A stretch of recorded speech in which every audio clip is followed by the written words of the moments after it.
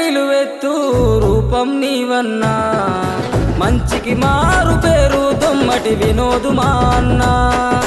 నాలుగు దిక్కుల కన్నీళ్ళు తుడిచేవాడన్నా, పేదల పెదవుల చిరునవ్వు మా వినోదు మా అన్న.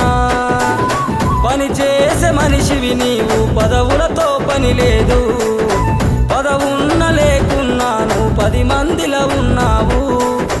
ఏ అర్ధరాత్రి అయినా ఏ గాడ నిద్దురలున్నా అన్నా పద అంటే ఎదురొస్తావంట, ఆ పదనెదిరిస్తావంట.